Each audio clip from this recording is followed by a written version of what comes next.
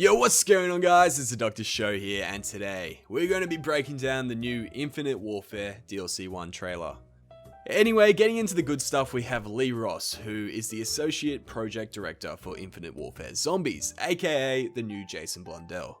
So, the new Zombies map is called Rave in the Redwoods. It takes place in the 1990s, possibly in San Francisco. I'm just saying that because of those Redwoods.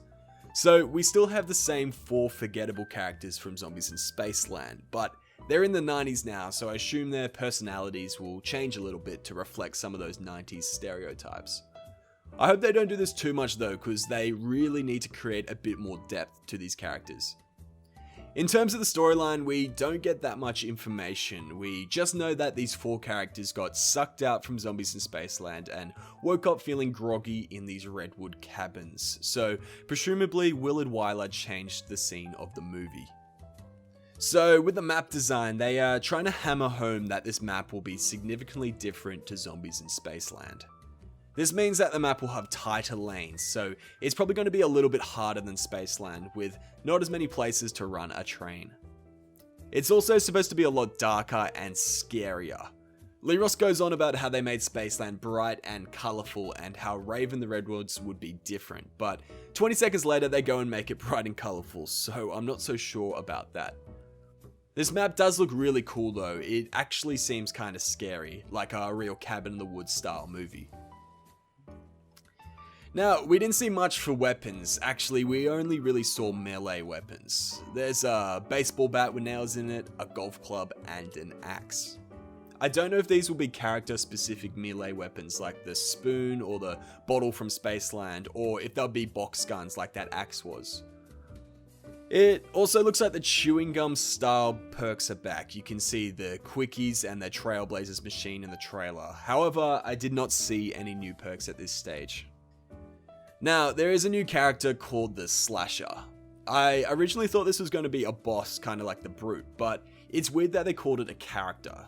So this leads me to believe that the Slasher could kind of act like Hasselhoff did, or he could even be an enemy like, say, George Romero in Call of the Dead. This Slasher character does look pretty interesting though. It'd be cool if they actually made him really scary, like, you know, with jump scares and things like that. One of the biggest questions I've seen so far about DLC 1 is, will there be an Afterlife arcade? I personally don't think so. I think this mechanic will just be in Spaceland. The arcade just doesn't fit the theme of this map one bit.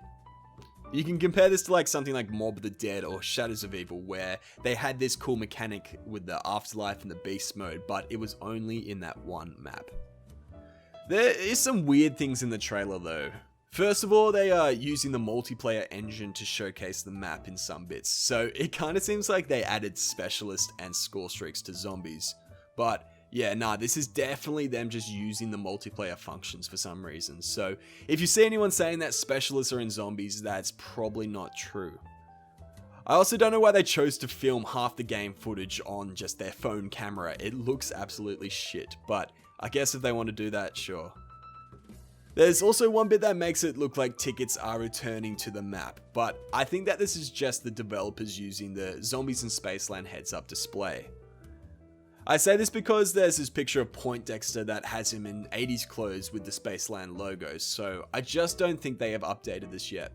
I wouldn't count on tickets returning in this map.